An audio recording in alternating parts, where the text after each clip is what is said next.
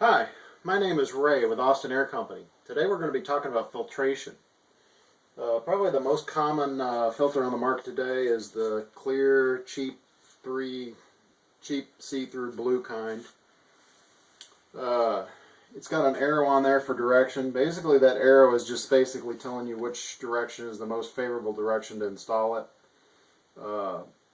And being that this goes in your return filter grill, it's basically an air return, meaning that air is returning back to that point.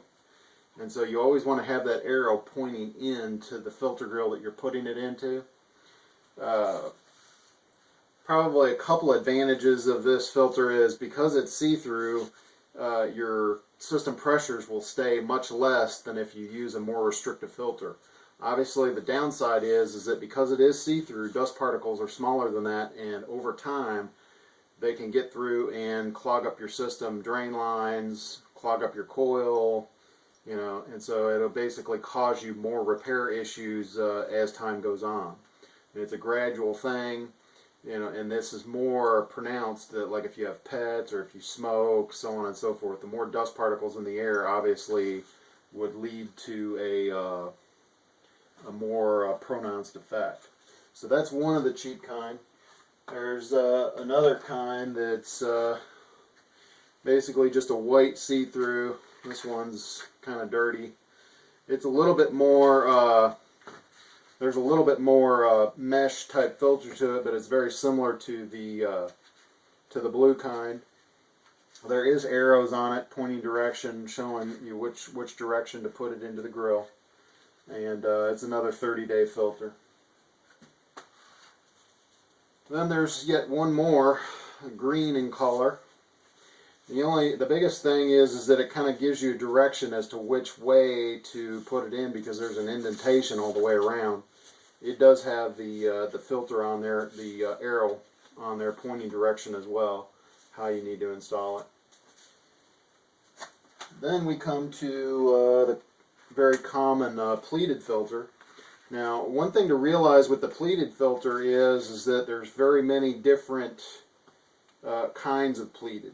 There's restrictive, there's less restrictive. This is probably one of the more less restrictive ones. And basically you deem this by price. The more expensive the filter on the pleateds, the more restrictive it will be. And there's a lot of misinformation.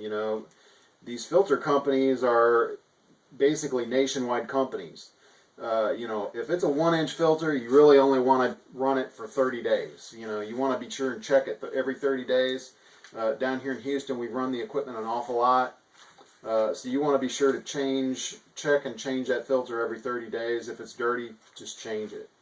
Now, a real easy way to determine which way to put this in is it's got a metal, they typically have a metal mesh back to them. That metal mesh back is basically for support, to where when you put it in the filter grill, the return is sucking it in, and that metal mesh helps support the filter, to where the whole filter, because if you let it get real dirty, the filtration part of the filter can fall out and go up into the equipment. So it's very important to put this in the proper way, and then you want to make sure that you check it every 30 days at least. And then it just comes down to household habits, whether it's in a very high traffic area and you have carpeting, pets, if you smoke, so on and so forth, that can have a dramatic effect.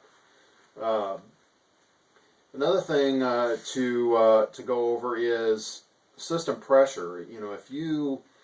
If you have a filter that's in and it's being pulled in heavily, when you put it in the return and you run the equipment, it shouldn't be sucked in. It should be basically loose fitting, and you be able to pull it out without having to strain yourself with the unit on. You never want to run a unit without a filter. Even if the system pressures are causing erratic things going on, if you've got a filter that's being sucked in, even if it's clean, that's typically not a good thing. It's a pure indication of an airflow problem. It can tear up equipment. It can cause you to have higher than normal electric bills, things of that issue.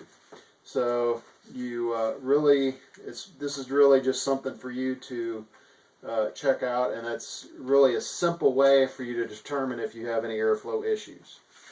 Okay, to demonstrate what a properly fitting filter should be, now currently I have this system on. You can't hear it, and you're not going to hear it because there's no airflow issues with this system, but to show you how a filter should just loosely fit in there to where it's not being overly drawn in, it should just be a loose, there should just be a loose suction to where it sucks in just enough to hold the filter up there. Now what I'm going to do is I'm going to go shut the unit off, and you'll see that the filter will fall right out.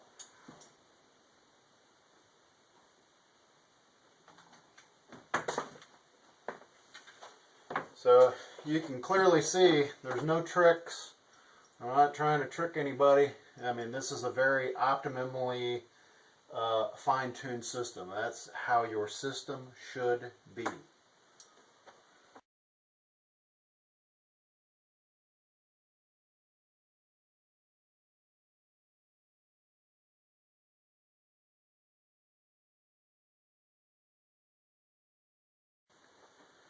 There's two filters that we didn't cover today. One was a 5-inch media filter. The other was the electronic filter. We would rather answer questions on those on a case-by-case basis because there's pros and cons to each of those, and it really depends on the structure in which they're outfitted to. If you're having issues like these and you'd like to schedule an appointment and you're in the Katy, Cypress, Texas area, you can give us a call at 832-475-6895. Get that Austin Air feeling today. If you'd like more information, you can visit us on our main website at www.austinairco.com. My name is Ray Austin with Austin Air Company. Thank you. Have a great day.